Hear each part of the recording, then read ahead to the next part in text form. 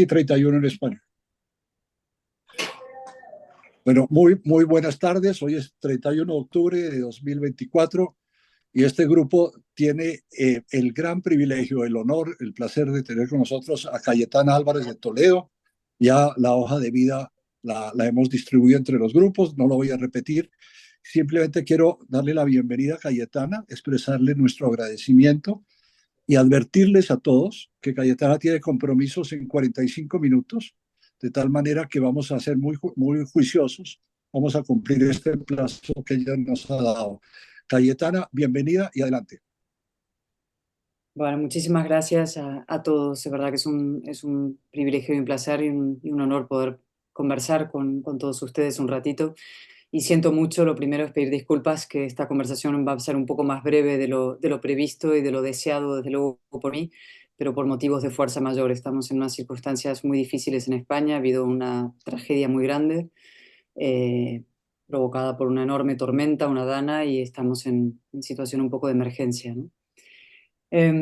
Bueno, el tema del que vamos a hablar es el de la democracia, ¿no? Que es un asunto que yo creo que nos preocupa a todos y en distintos lugares del mundo y es curioso ver hasta qué punto las experiencias pueden ser muy similares a pesar de las diferencias entre nuestros países que existen, ¿no? Entre Colombia y España somos países muy cercanos por infinidad de motivos, pero también muy distintos en muchas cosas, pero creo que cuando empezamos a analizar procesos políticos que se están produciendo en nuestros países podemos encontrar paralelismos, ¿no?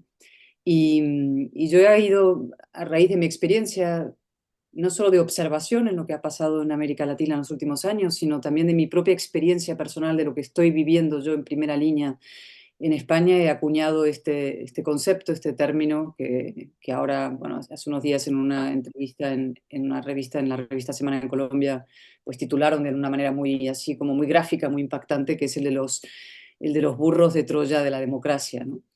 ¿Y quiénes son los burros de Troya de la democracia, ¿no?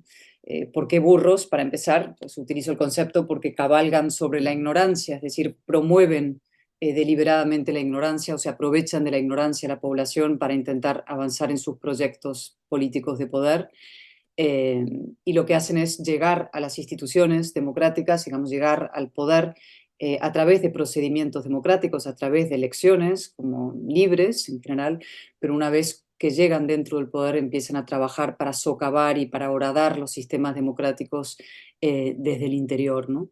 Y todas estas figuras que estamos viendo en distintos países, en distintas circunstancias, pues al final analizándolos bien, hacen cosas muy parecidas, ¿no? Que podemos ir identificando y es muy útil identificarlo porque nos permite combatirlo, que es el objetivo de quienes defendemos la democracia liberal y un sistema de instituciones, etcétera, ¿no? Y yo he ido identificando esos elementos comunes, ¿no? El primero es la colonización impúdica y masiva de todas las instituciones, ¿no? Una vez que se llega al poder a través de métodos democráticos, como digo, se empieza inmediatamente a colocar afines, personas ideológicamente afines o directamente partidistamente afines en todas las instituciones. Esto lo estamos viendo en España en los últimos años de una manera realmente impresionante, impactante, ¿no? Por supuesto, la Fiscalía General del Estado suele ser un objetivo claro de los burros de Troya, controlar la Fiscalía General del Estado, ¿no?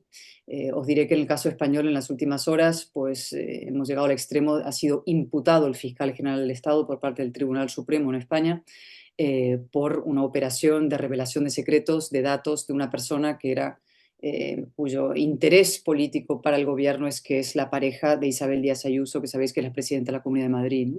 Es decir, es un ejemplo muy extremo. Ayer la Guardia Civil entró a registrar las oficinas del fiscal general del Estado. Es decir, el fiscal general del Estado es una pieza claramente controlada por el gobierno de la nación, como no había sucedido jamás en tiempos anteriores, ¿no?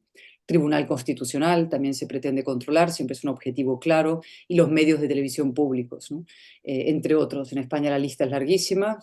Si yo os hago una lista de instituciones con miembros directos del gobierno o militantes de carné del Partido Socialista, es una cosa abracadabrante, ¿no? Bueno, esto es un clásico, ¿no? El control y la colonización de las instituciones. Otro objetivo evidente es derribar los contrapoderes del Estado, es decir, ir socavando, horadando los contrapoderes del Estado. Lo que se hace es, el burro de Troya permite que exista algo llamado parlamento, un poder legislativo, permite que existe algo llamado un poder judicial y permite que exista algo llamado prensa independiente, pero lo que hace es ir anulándolos, doblegándolos, socavándolos, ¿no? Es decir, a los medios privados se les ataca de manera cruenta, se les llama o fascistas o ultra pseudomedios, a los medios de comunicación públicos se los coloniza de manera total y otro inciso español son cosas de las últimas horas que están impactando mucho aquí, ¿no? Ayer se produjo esta inmensa tragedia, como digo, natural, estábamos en pleno duelo, por la mañana en el Congreso había una sesión de control al gobierno que se suspendió por este duelo y sin embargo se mantuvo otra sesión parlamentaria legislativa que permitía al gobierno el control absoluto de Radio y Televisión Española, en fin, lo que ha causado un escándalo general, pero que ha sido ya evidentemente abogado por la tragedia que se está produciendo. Pero hasta ese punto está dispuesto el poder político al control de los medios, que es incluso en plena tragedia hacerlo, ¿no? Con los jueces, pues lo que se hace es atacarles, a los que no se les puede doblegar del todo, pues se les somete a un linchamiento público, se les convierte en enemigos públicos de la democracia, se les llama fascistas, se les ha llamado prevaricadores, es decir, aquí en España también estamos en un conflicto abierto entre el Poder Ejecutivo y el Poder Judicial, como no había ocurrido probablemente nunca en los últimos 40 años. Y al Parlamento se lo somete, es decir, a la presidencia del Congreso se le ha convertido en una correa de transmisión del poder ejecutivo para ir doblegando, es decir, se mantiene la fachada de los contrapoderes, existen, es decir, un ciudadano que está en su casa ve que existen elecciones, que existen contrapoderes, pero esos son de cartón piedra, empiezan a disolverse, es decir, son pura fachada, como si fueran un western, ¿no? Donde se hacían las películas, que las tumbas y no hay nada detrás, es decir, ese es el objetivo, ¿no? El tercer elemento es la perversísima estrategia del divide y vencerás, ¿no? Esa famosísima frase de Samuel Johnson, ¿no? Del patriotismo es el último refugio de los canallas, ¿no? Decía casi por el nacionalismo. Bueno, el cainismo, el frentismo, el guerra civilismo, el divide y vencerás realmente es el peor de los refugios de los peores canallas, es decir, dividir deliberadamente a una sociedad para permanecer en el poder es lo peor que puede hacer un gobernante, ¿no? Y eso lo estamos viendo también, como no pueden gobernar por adhesión, por suma, es decir, por adhesión, porque tengan un proyecto sugestivo de vida en común para su país, lo que hacen es gobernar por odio, necesitan romper el demos, que es la base democrática, el suelo de la democracia en colectivos distintos y enfrentar los hombres contra mujeres, indígenas contra originarios españoles, mujeres contra hombres, homosexuales contra heterosexuales, catalanes contra castellanos, es decir, esa deliberada voluntad de ruptura de la sociedad, ¿no? El fin es el poder absoluto y el medio es la polarización. La polarización pasa a ser un instrumento deliberado para generar, mantener prietas sus filas, se levantan muros a postas, mantienes prietas tus filas, entre otras cosas, para que desde tu lado no puedan pasarse al otro. Necesitas generar suficiente odio en la sociedad para que por lo menos los tuyos, si no te quieren mucho a ti, pero por lo menos odien tanto al de enfrente que voten con la nariz tapada, pero por odio al de enfrente para por lo menos mantener tu mayoría, ¿no? Y eso también lo estamos viendo, la destrucción de los suelos y los consensos generales, ¿no? Otro punto evidente en eso es, por ejemplo, la homologación de los delincuentes, ¿no? Y la criminalización de los disidentes, es decir, esa doble perversión, ¿no? A los delincuentes se les convierte, se les homologa como gente razonable, forma incluso parte de las mayorías gubernamentales. En el caso de Colombia es evidente, es decir, en fin, incluso en fin, el blanqueamiento total del mundo de las FARC, el decir yo fui un guerrillero del M-19 y eso es una cosa estupenda y eso es como casi un sello en fin, de superioridad moral, ¿no? Se pervierten las cosas, es decir, haber tenido un pasado terrorista o guerrillero, haber sido un golpista, un prófugo, un filoterrorista en el caso español, da incluso créditos para estar en la parte alta del tablero moral, ¿no? Y se forman mayorías gubernamentales con personas que no han condenado el asesinato o que participaron ellos o que lo jalearon, delincuentes de todo orden. Y en cambio, el que es disidente, a un opositor, a un demócrata, a un crítico, inmediatamente es lanzado al extrarradio de la comunidad moral, tildado de fascista, racista, machista, indeseable, ¿no? Te plantean esa disyuntiva perversa de la que yo hablo muchas veces, de sumisión o conflicto. Si no te sometes, pues te tienes que encarar al máximo conflicto social. Para empezar en las redes sociales, como mínimo, te lanzan al paredón de las redes sociales y ahí ¿no? Eres fusilado metafóricamente en las paredón de las redes sociales. Y otro típico elemento es, por ejemplo, el ataque a quienes generan la riqueza, quienes cumplen la ley, a la empresa privada, señalados como adversarios del pueblo y del progreso, ¿no? Cuando es exactamente al revés, es decir, no se puede combatir la pobreza destruyendo la riqueza, eso es evidente, ¿no? La inversión es necesaria, cuanto más empresas tenga un país y más sólidas sean, mejor, evidentemente, ¿no? Pero se hace ese impúdico culto al pueblo, como digo, con espurios fines antidemocráticos.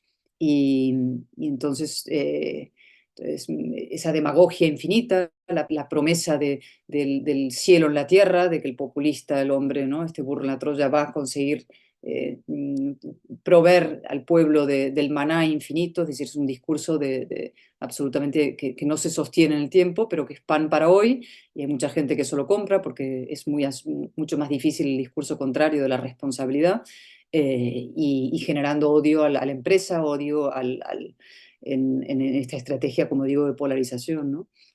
Otro elemento clásico, y aquí es notabilísimo en España, es la invocar, es casi el final, ¿no? Se invoca la propia regeneración de la democracia para ir socavando la democracia, ¿no? Eso es un mecanismo puramente orwelliano, no tiene nada de nuevo, pero es la perversa utilización de las palabras y los conceptos para fines que son contrarios a lo que se pretende, ¿no?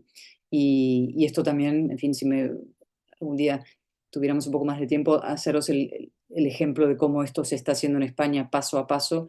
Es impresionante verlo desde la primera línea, ¿no? Hay en marcha un plan que se llamó de acción democrática, que lo que hace es exactamente lo contrario de lo que el enunciado establece, ¿no? Es al contrario, es ir controlando los medios de comunicación, es ir socavando el pluralismo político y el pluralismo mediático, es colocar en manos de un proyecto cesarista y populista y de proyecto casi de poder personal, puramente, como digo, cesarista y caudillista a costa de los valores y los principios democráticos.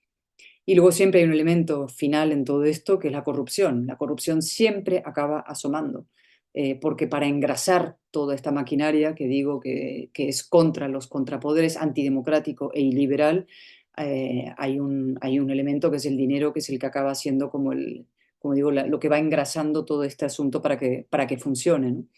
En el caso español están empezando a aflorar casos de corrupción clarísimos en el entorno gubernamental más estrecho, es decir, la mujer del presidente, el hermano del presidente, lo cual acelera y empeora la espiral que se produce del propio poder defendiéndose a sí mismo, ¿no?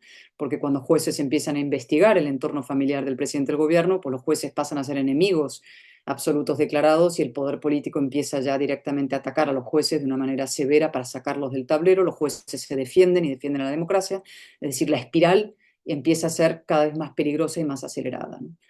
Y con esta reflexión acabo, ¿no? O sea, todo esto se produce en un contexto general, ¿no? ¿Por qué se está produciendo esto y qué es lo que está permitiendo que eso suceda, ¿no?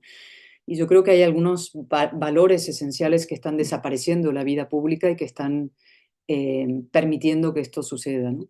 Una, evidentemente, es la propia crisis de la política, que nos daría para una larga conversación. Podemos ahora ampliar, si queréis. Yo voy dejando ideas, ¿no? Lo que está pasando en la propia eh, política como profesión, ¿no? Yo que me dedico a este oficio y creo que es el oficio más importante del mundo, lo digo siempre, soy una férrea defensora de la política como lo más importante que hay en una sociedad. Requiere que los mejores se dediquen a este oficio, ¿no? Y lo que está pasando es que es todo lo contrario, los peores se están dedicando a este oficio está quedando en manos de los mediocres, de los ventajistas, de los peleles, de los pendencieros, es decir, hay una huida de las élites, en el mejor sentido de la palabra, de gente con sentido de la responsabilidad y con formación de la política, ¿no? Porque se está convirtiendo en un oficio, insisto, prácticamente irrespirable. Y otro de los asuntos clave es la desaparición de la verdad de la vida pública. La verdad ha dejado de existir como concepto en la vida pública. No es que los políticos empiecen a mentir ahora, la mentira siempre ha formado parte del ser humano y de la vida pública, pero por primera vez la verdad ha dejado ya de existir como concepto, ¿no? Ya no tiene castigo la mentira. Antes a un político lo pillaban mintiendo, un periódico con una información falsa y tenía que rectificar. Ahora ya todo es relativo. Los hechos han sido sustituidos por las opiniones han sido sustituidos por los hechos. Es decir, una opinión es un hecho y un hecho es opinable, ¿no? Entonces ya no hay capacidad ni siquiera de discrepar. La conversación pública está arrasada. Y yo hablo ahora por experiencia en el Congreso de los Diputados en España. Hasta hace unos años tú podías tener una muy, en fin, vehemente incluso y apasionada discusión con un adversario político, pero como los hechos existían, había un respeto a la verdad, al final ese suelo podía imperar, es decir, se podía reconstruir un consenso a partir de unos hechos, ¿no? Por ejemplo, aquí todos podemos tener opiniones muy distintas, pero todo el mundo convendrá conmigo en que aquí hay un vaso de agua y a partir de este hecho que estamos de acuerdo en que hay un vaso de agua y es un hecho fáctico y lo respetamos, podemos construir un suelo básico a partir del cual construir un consenso, un acuerdo, incluso una discrepancia. Pero si pasa a ser completamente relativo, si aquí hay un vaso o hay tres, es imposible conversar. Y esto pasa en el Congreso, yo lo veo y en la política en general, en que uno dice una cosa y el otro le contesta una cosa que no tiene nada que ver. Yo hago preguntas cerradas en el Congreso al ministro de Justicia de la Presidencia, le digo, señor Bolaños, por ejemplo, no sé, ¿qué hora es en estos momentos? ¿No? Es una pregunta concreta, cerrada, tiene una respuesta, ¿no? Y su respuesta va a ser, usted es una fascista, ¿no? Entonces, así no se puede ni siquiera conversar. O cuando la verdad desaparece, es que no tenemos hechos fácticos, no podemos conversar. Entonces, para acabar ya esta primera intervención, ¿no? Si pensamos en qué hay que hacer para reconstruir nuestros países, primero para desmontar a los burros de Troya, eso es lo primero, ¿no? Hace falta una gran claridad, una gran convicción, una gran fortaleza para desmontar a los burros de Troya, porque es mucho más difícil que desmontar a un dictador que venía disfrazado y vestido de dictador, ¿no? Los burros de Troya vienen vestidos de políticos normales y de demócratas y mantienen, como digo, la fachada de la democracia, lo cual hace mucho más difícil explicarle a un ciudadano común que su país se está yendo por el sumidero, que su democracia se está hundiendo, cuando la apariencia es de que todo esto sigue bajo un orden más o menos identificable como democrático, ¿no? Lo primero es cómo desmontarlos. Y lo segundo es el proceso de reversión de eso, ¿no? Cómo se reconstruye la conversación pública, ¿no? Cómo se reconstruyen los consensos esenciales que un país necesita para poder operar, cómo se dignifica la política, ¿no? Después de estos años de verdadera, en fin, degeneración, ¿no? Cómo se repara luego la destrucción institucional, ¿no? Y yo creo que ahí hay cuatro elementos que podemos barajar, ¿no? Uno decía es la verdad y la verdad tiene un precio, la verdad tiene un coste, es decir, competir con las redes sociales, los medios tradicionales, en esa jungla que es el ecosistema hoy en día, hace que la verdad desaparezca, porque lo que prima es quién tiene más share, quién tiene más clics, quién tiene más audiencia, ¿no? Es una lucha salvaje por la audiencia. Y entonces la verdad cuesta mucho más dinero. Pagarla, encontrarla, descubrirla, defenderla. Y necesitamos empresarios y sociedad civil dispuesta a invertir en la verdad, a pagar el coste que la verdad exige en una sociedad democrática. Y ciudadanos, por supuesto, también dispuestos a buscarla, ¿eh? Podemos hablar de la educación y el apocalipsis cognitivo que se está produciendo en la educación, ¿no? La sustitución de las razones por sentimientos, todo eso es un capítulo enorme que deberíamos abordar, ¿no? Pero bueno, invertir en la verdad. Necesitamos invertir en la verdad.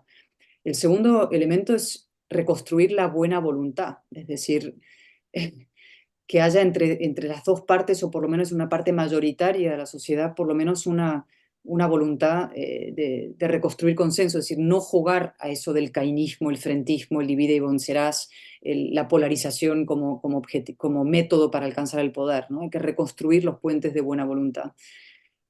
Para eso es necesario unos valores comunes. Y aquí es donde esto trasciende a la tradicional división entre la izquierda y la derecha, ¿no? Yo lo veo en España, o sea, que hace falta reconstruir un suelo común de valores que nos aunan a la inmensa mayoría de una sociedad, ¿no? No sé, con terroristas no se pacta, ¿no? Con prófugos de la justicia no se gobierna. Es decir, es como un suelo común de valores democráticos transversales que pueden aunar a una gran mayoría de la población y eso hay que volver a reconstruirlo y ponerlo en valor. Y lo último Y una cosa importantísima y suena a una absoluta platitud, pero es volver a recuperar los proyectos de país, es decir, la visión a largo plazo. Levantar la cabeza del móvil, literalmente, o sea, los políticos están mirando permanentemente al minuto siguiente, al tweet, al TikTok, que es una vida completamente banalizada, tiquitaca banal, rápida, vertiginosa, ¿no? Y eso es imposible construir proyectos a medio, largo plazo en esa dinámica y en ese ecosistema, ¿no? Por ejemplo, la transición española de la dictadura a la democracia muy difícilmente se hubiera podido hacer en el ecosistema mediático y de redes sociales que tenemos hoy. Yo lo pienso siempre, ¿no? No se hubieran podido ni llegar a esos acuerdos ni poder. Y tenemos que recuperar esa visión también de proyecto de país a largo plazo. Y, y eso requiere evidentemente los viejos ingredientes que son insustituibles, que son el liderazgo, evidentemente, que está en crisis prácticamente en todos sitios. Hay poquísimos grandes líderes que destaquen en la sociedad en estos momentos. Personas con formación, con competencia, con capacidad, con decencia, con honradez, es decir, los grandes líderes políticos. Y luego las ideas, ¿no?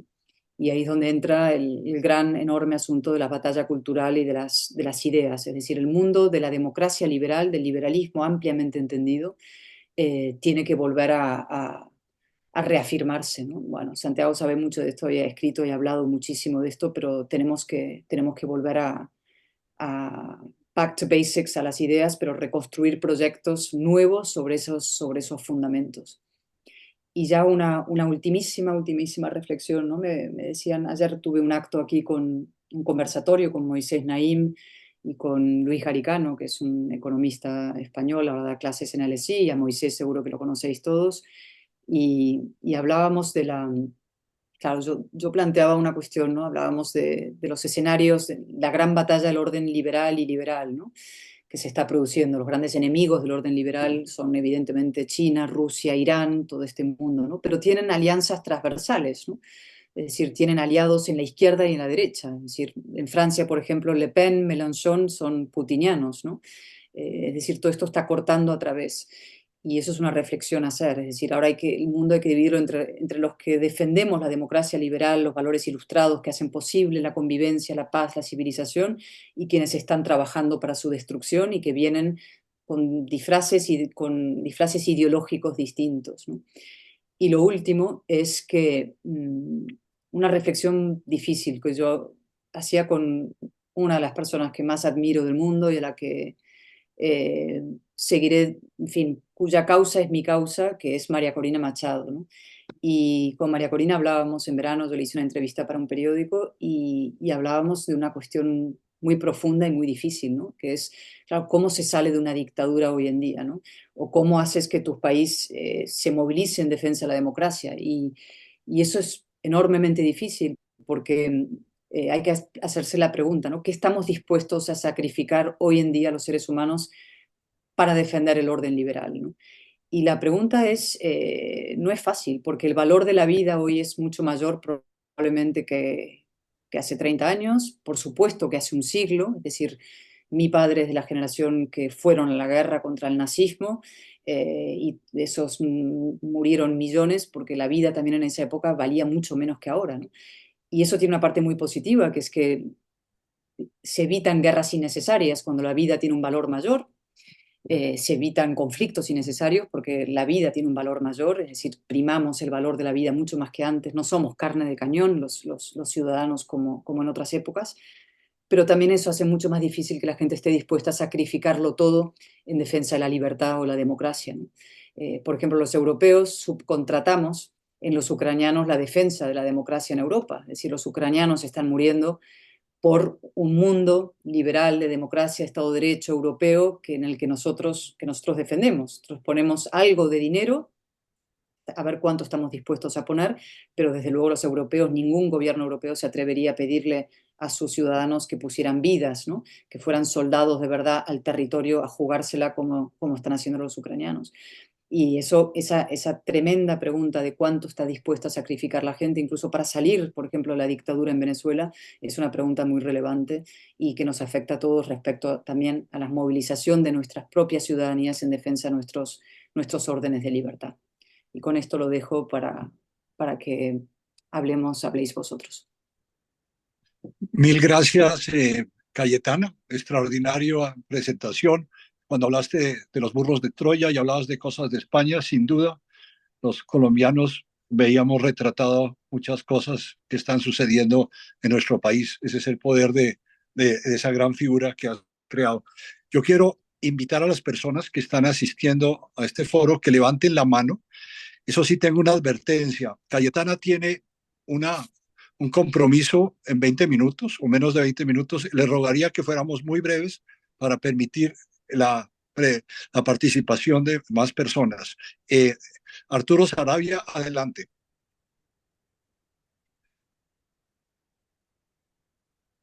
Arturo. Sí, El la micrófono pregunta es la siguiente. ¿Qué tanta responsabilidad tiene en esta degradación de la política española en particular, pues que es un fenómeno más bien extendido, la crisis del sistema de partidos en España? Es decir, la debilidad del gobierno que ha tenido que aliarse a partidos nacionalistas, a partidos de extrema izquierda. ¿Hasta dónde, digamos, el, el- esa coalición contra natura en los casos, ¿ya? Si uno considera la tradición del Partido Socialista, ¿es hoy uno de los factores que explica esta situación o eso no ha sido tan importante en este momento? Mm. No, sí, a ver, en España España hizo una transición realmente ejemplar de la dictadura a la democracia, pero es verdad que no hizo una transición, yo explico esto muchas veces, de un, ¿cómo puedo explicarlo? De un Estado, digamos, nacionalista a una nación puramente cívica, ¿no? Es decir, el nacionalismo se trasladó del todo a las partes, a las autonomías, pero sobre todo a dos de ellas, al País Vasco y Cataluña, y el nacionalismo ahí se hizo fuerte, ¿no? Y el nacionalismo es quien ha repartido los carnés de quién es demócrata y quién no en España, quién es centrista y quién no, ¿no? Y el nacionalismo, que es una ideología puramente reaccionaria, es un separatismo muy, muy, muy reaccionario, muy xenófobo, muy tribalista, muy iliberal en muchos sentidos, pero siempre ha gozado del carné de moderación, ¿no? Entonces, eso es lo que ha pasado en parte, pero el quiebro fundamental se produce cuando el Partido Socialista, en lugar de unirse al centro derecha para preservar el orden constitucional, decide romper con el centro derecha, los consensos con el centro derecha y aliarse con las fuerzas separatistas para tener él el poder, ¿no? Y la figura clave ahí es una persona que conoceréis bien, además, que es José Luis Rodríguez Zapatero, ¿no? Que yo digo que es una vergüenza para España y una desgracia para Venezuela también, y por tanto para los países vecinos, ¿no? Él produce el quiebro en la trayectoria del Partido Socialista, inicia un proceso de mutación, que es lo que estamos viviendo ahora, de la España del 78, la España constitucional, de ciudadanos libres e iguales, a una especie de Frankenstein de territorios, muniones identitarios enfrentados por agravios distintos, ¿no? Ese es el proceso que estamos viviendo en España. Y un proceso también de democracia plena a democracia fallida. Y el Zapatero lo inicia, tiene una gran crisis económica que quiebra ese proyecto, vienen unos años de gobierno del Partido Popular, hay un golpe de Estado en Cataluña y lo que pasa es que después de que el golpe de Estado es derrotado por el Estado, viene el Partido Socialista, rescata a quienes dan ese golpe de Estado, pacta con ellos y Sánchez llega al poder a través de una moción de censura, ¿no? Y es lo que explicas, es una crisis dentro de, o sea, el verdadero problema se está produciendo en la deriva reaccionaria de la izquierda, es decir, el Partido Socialista Obrero Español, que era un partido socialdemócrata clásico, se produce una ruptura, deriva reaccionaria, alianza con los partidos separatistas, tribalistas, etcétera, para romper el consenso constitucional. Y esa deriva reaccionaria es un fenómeno internacional también. No es simplemente lo que le está pasando a la socialdemocracia en España. Es muy interesante ver lo que está pasando en las izquierdas en muchos sitios, ¿no? Esas izquierdas reaccionarias, identitaristas, que levantan banderas de colectivos para enfrentar a unos con otros, etcétera, se está produciendo en todo el mundo. Muchas gracias, Cayetana. Diego Pizano, adelante. Gracias, Armando. Sí, como decía Armando, hay muchos paralelismos entre Colombia y España y quisiera yo preguntarle a Cayetana el tema de la fortaleza institucional de los dos países. En el caso de Colombia tenemos todavía una Corte Constitucional independiente, una Corte Suprema de Justicia, tenemos Procuraduría, tenemos un Congreso que el Ejecutivo no controla plenamente, aunque hay clientelismo y hay corrupción. Tenemos medios de comunicación, tenemos empresarios y, muy importante, tenemos un ejército civilista que tiene como fin y propósito defender la Constitución. ¿Qué se podría decir en España sobre la fortaleza de las instituciones? ¿Están en peligro?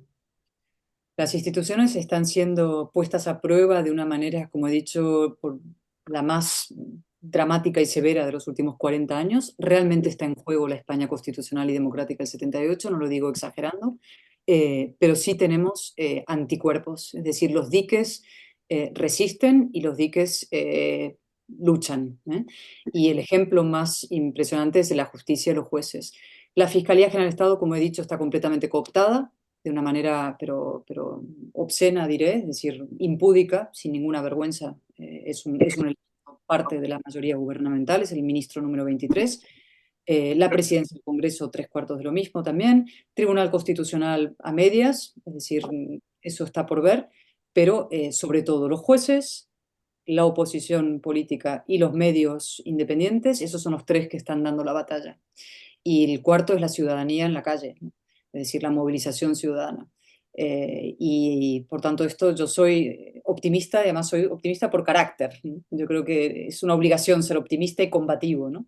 No optimista voluntarista que dice las cosas se resuelven solos, sino yo siempre defiendo el optimismo del que baja la arena y lucha, ¿no? Y los pesimistas creo que son que hacen un flaco favor a la democracia porque son la gran coartada para no hacer nada. Cuando crees que todo va a ir mal, pues para qué luchar, ¿no? Yo en cambio soy optimista, pero además creo que con motivo. Es decir, España tiene anticuerpos fuertes, pero hay que defenderlos, reforzarlos, fortalecerlos y abrir los ojos de la sociedad. Y yo creo que eso es probablemente lo más difícil. Y combatir eso del muro que yo explico, porque eso es lo más perverso, ¿no? Lo que hace el gobierno es levantar un muro, generar mucho, mucho odio de una mitad a otra para conseguir su proyecto de poder. Y nosotros tenemos que derribar ese muro para tener una mayoría de ciudadanos que derroten al proyecto de Sánchez en las urnas, ¿no? Necesitamos 176 escaños para derrotar a Sánchez y que el Partido Socialista inicie un proceso casi de refundación, ¿no? Cuando Felipe González llegó en los años 70 a hacerse cargo del Partido Socialista, para convertir al PSOE de la época, que era un partido muy pequeñito, en una fuerza hegemónica en España, tuvo que romper con el marxismo. Y él rompe a través del Congreso de Suresnes, que es el primer gran congreso donde él se hace cargo del partido, rompe con el marxismo y convierte al PSOE en una fuerza hegemónica con capacidad de victorias y ganó y ganó y ganó con grandes mayorías, ¿no? Pues yo estoy convencida de que si conseguimos derrotar a este partido socialista, que es una, en fin, una especie de cascarón de lo que era, con elementos muy, muy siniestros dentro, el PSOE tendrá que hacer un nuevo Congreso de Suresnes, por decirlo de una manera, y romper ahora con otras dos corrientes que son, primero, el guerra civilismo, es decir, este cainismo que se utiliza mirando hacia atrás y la guerra civil, etcétera, el levantamiento de muros, y con el separatismo, es decir, con las fuerzas nacionalistas identitarias que son las que han ido socavando el proyecto nacional español, ¿no? Y que la gran batalla cultural pendiente en España, que no ha dado nadie todavía, no la ha dado realmente ningún partido severamente y sostenidamente en el tiempo, es la batalla cultural de fondo contra los nacionalismos, ¿no? Que, como digo, siempre han sido considerados en España, por la historia franquista y por lo que fuera, los que realmente eran como progresistas y moderados. Aquí a un nacionalista se le llama un progresista y un nacionalista no es un progresista. Un nacionalista es uno que busca la segregación de Cataluña, la ruptura de la comunidad política o la segregación del País Vasco y que incluso utiliza la violencia para esos fines, es todo menos un progresista, ¿no? Sí. Gracias, Cayetana. Le doy la palabra a Santiago Montenegro. Quería agradecerle a Santiago que nos hizo el contacto para que esta charla con Cayetana fuera posible. Adelante, Santiago. Gracias, Armando. Muchísimas gracias, Cayetana. Felicitaciones por esa extraordinaria presentación, el nivel de concreción que tienes y la claridad con que explica las cosas. La pregunta que quiero hacerte es eh, sobre las causas de lo que está ocurriendo. Tú nos has mencionado seis tipos de acciones que están haciendo estos gobiernos, no solo en España, sino en Colombia y en muchas otras partes. Mi pregunta es, Cayetana, ¿por qué está sucediendo esto ahora y no hace 10, hace 20, hace 30 años? ¿Cuáles son las causas? No sé si en alguna forma, ya lo dijiste, hablaste del papel de las redes sociales, ¿no? Y de pronto las nuevas tecnologías de las comunicaciones, que de pronto han acabado o han debilitado la intermediación que hacían los partidos políticos, la sociedad civil, los grandes medios de comunicación, no sé, pero para ver qué hacemos, cómo actuamos, de pronto tenemos que saber las causas, hacer un diagnóstico de las causas, ¿no? Para que esto pase en sociedades tan diferentes. Sí. Pues sí, yo creo que de alguna manera las hemos ido mencionando, y tú has añadido una que para mí es clave, ¿no? Una, claramente lo de la verdad yo creo que es crucial, ¿no? La desaparición de la verdad es esencial. El martes que viene hay unas elecciones en Estados Unidos que son la prueba clara de muchas de las cosas que hemos mencionado ahora, ¿no? La desaparición de la verdad y de los hechos como algo importante en la vida pública. Ya no importa la verdad, importan mis sentimientos, mis opiniones y mis percepciones de las cosas, ¿no? Y eso convierte la vida pública en una selva, ¿no? Porque los sentimientos, como digo, no pactan. Es decir, podemos pactar con hechos, pero no a través de los sentimientos, y la verdad desaparece y por tanto eso se convierte en una especie de magma, ¿no? Mucho más peligroso, mucho más líquido, por usar esa expresión que muchas veces se utiliza, ¿no? El mundo líquido en el que vivimos. Esto, los intermediarios, está vinculado y yo creo que es crucial. Estamos en la época en que han muerto los expertos, es decir, es el fin de los expertos. Hoy en día un tuitero con mucho seguimiento en redes tiene la misma influencia que un gran editorialista o director de periódico, ¿no? Un periodista, como digo, con mucha experiencia, lo mismo que alguien en las redes sociales, un científico, que un curandero, ¿no? Un TikToker tiene tanta influencia como un gran académico, ¿no? Es decir, los expertos han desaparecido como fuente de autoridad y por tanto también la mediación. Los periódicos tradicionales ordenaban el mundo, los partidos políticos de alguna manera también, y esos ahora compiten en un mundo como asambleario. Se ha fragmentado el poder, por utilizar esa expresión también de Moisés, ¿no?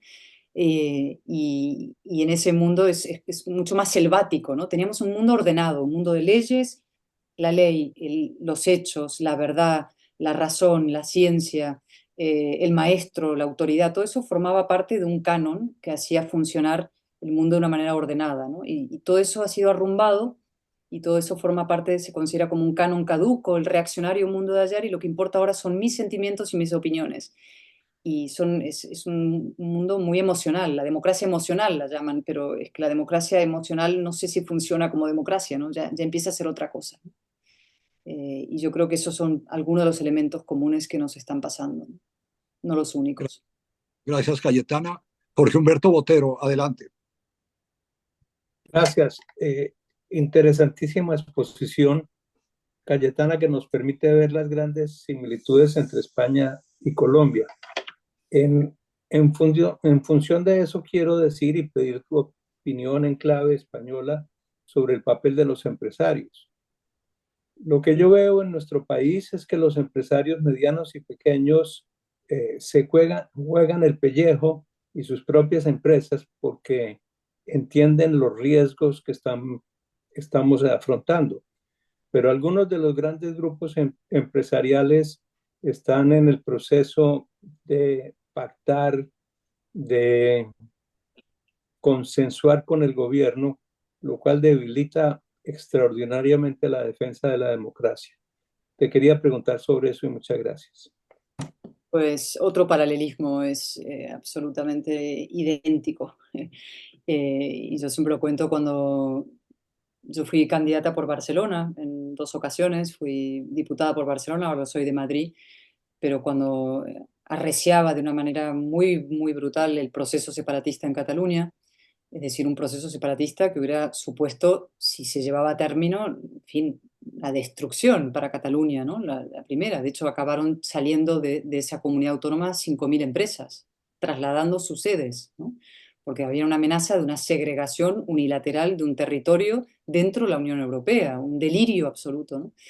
Y yo en esos meses previos y a lo largo de esas campañas posteriores me dirigí muchas veces a los empresarios catalanes, que son algunos de los empresarios más importantes de España, ¿no? Diciéndoles, ¿y ustedes qué están haciendo para frenar este proceso? No han alzado nunca la voz. Jamás han, digamos, defendido los valores democráticos ni la permanencia del orden constitucional, salvo notabilísimas excepciones que sí se la jugaban, ¿no? Hacían negocio con la erosión de la democracia. Y claro, a mí eso no me granjeó muchos amigos entre los empresarios, y a los políticos no les gusta nunca enfrentarse con los empresarios por motivos evidentes, pero me parecía que era mi deber y responsabilidad, ¿no? Y yo creo que hay que hacer un llamamiento a los grandes empresarios, y yo cada vez que voy a América Latina, lo he hecho en México, en muchos otros sitios, y me dirijo a los grandes empresarios diciéndoles, ustedes tienen una responsabilidad crucial en la protección y defensa del orden democrático. Y no hay salud económica sin salud política. No hay salud económica sin salud democrática. Y esto puede ser un negocio hoy, pero acaba siendo la destrucción mañana o pasado mañana. Y el ejemplo más sangrante que tenemos, evidentemente, es Venezuela, ¿no? ¿Cuántos grandes empresarios hicieron negocios con el chavismo, mantuvieron el chavismo, miraron para otro lado mientras el chavismo iba destruyendo la institucionalidad, pensando, bueno, no me meto en política, o en fin, lo mío es a más a largo plazo, los intereses económicos van por debajo, o en propio México? Es decir, y yo es que he estado en los últimos años varias veces hablando, como decía, con empresarios mexicanos y diciéndoles, ustedes tienen que invertir en democracia, tienen que buscar líderes políticos, tienen que ocuparse de la política. La política es lo más importante que tiene una sociedad. Los políticos, para bien o para mal, tienen la capacidad de destruir o construir. Entonces necesitamos que a la política se dediquen los mejores de la sociedad, los más honestos, los más íntegros, los más inteligentes. Y para eso hace falta también que la empresa y el mundo de la empresa privada esté detrás y se ocupe no necesariamente de un empresario decir a quién hay que votar, pero sí asegurarse y ayudar a que afloren liderazgos de esas características, ¿no?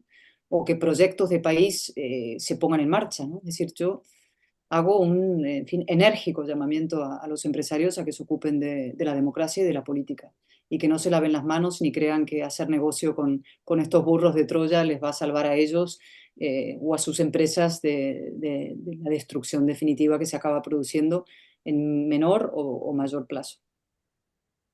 Cayetana, muchas gracias. Allá deben ser las 11:13. Tenemos otra pregunta, podemos, Tengo o tú aceptas. unos 10 minutos así. 10 minutos o así Bueno, puedo mil quedar. gracias. Vamos a recibir a José Leibovich y de pronto tenemos tiempo para otra pregunta. José, adelante. Gracias, Armando. Muchas gracias, Cayetana, por esa interesantísima presentación. Te quería preguntar sobre un tema específico que es cómo ves el futuro de la Unión Europea dado todo lo que nos has contado.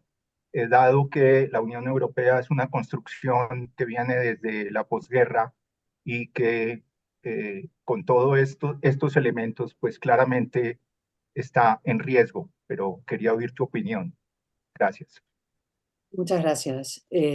Bueno, en la Unión Europea estamos también con grandes dificultades, ¿no? De proyecto, ¿no? De líderes y de proyectos. La Unión Europea lleva ya muchos años sin grandes líderes y sin saber qué quiere ser, no de mayor, porque ya es mayor, sino qué quiere ser, ¿no? ¿Qué posición quiere tener en el mundo, ¿no? ¿Qué sacrificios está dispuesto a asumir para tener esa posición en el mundo? ¿Y cuáles son sus problemas? Tiene problemas externos e internos, ¿no?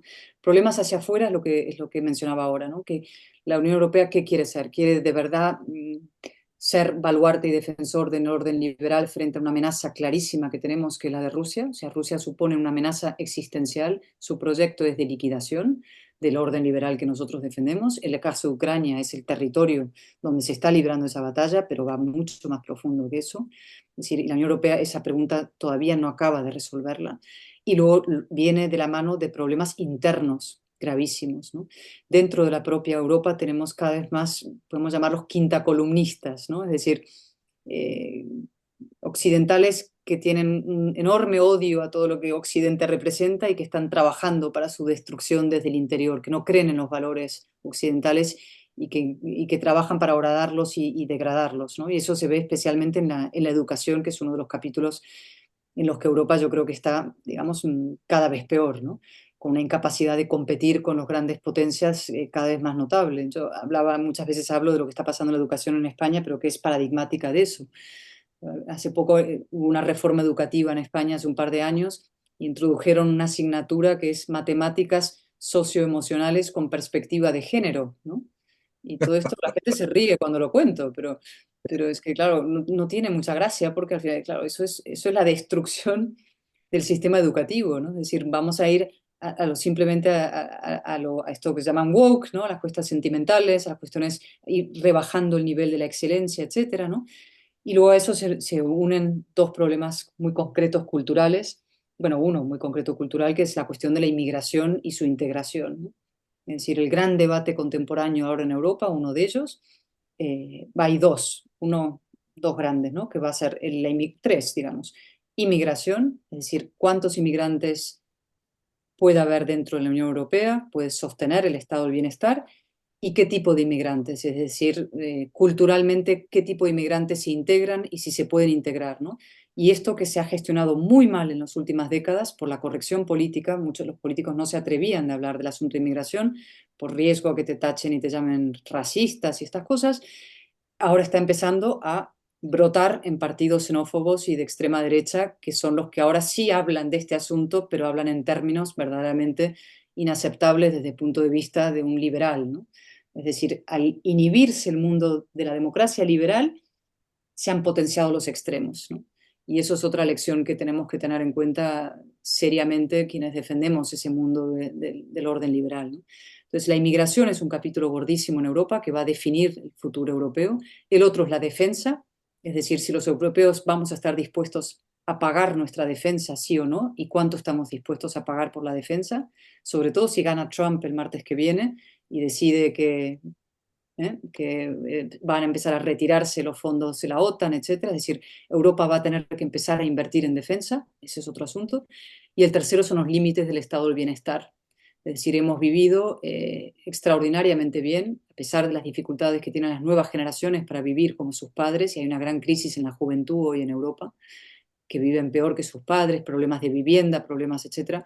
Pero hay una cuestión del sistema del bienestar y sus límites, ¿no? Las pensiones y la juventud, ¿no? ¿Cómo resolvemos eso? Y todavía no tenemos, solo incipientemente, líderes o proyectos políticos o gobiernos que estén hablando de estos asuntos con la absoluta verdad a la gente. Es decir, diciéndole a la gente la verdad sobre los problemas de las pensiones, que vamos a tener que trabajar más, que vamos a tener que ganar menos, a los jóvenes decirles que van a tener que trabajar más, etcétera. O sea, el discurso difícil de la responsabilidad, después de muchas décadas hablando de derechos, todavía muy poca gente se atreve a hacerlo. Muy bien. Muchas gracias, Cayetana. No veo más manos levantadas. Yo creo que podemos terminar, si te parece. Perdón, Ana María Ferreira. Esta sería la última pregunta, Cayetana, para dejarte en paz. Ana María.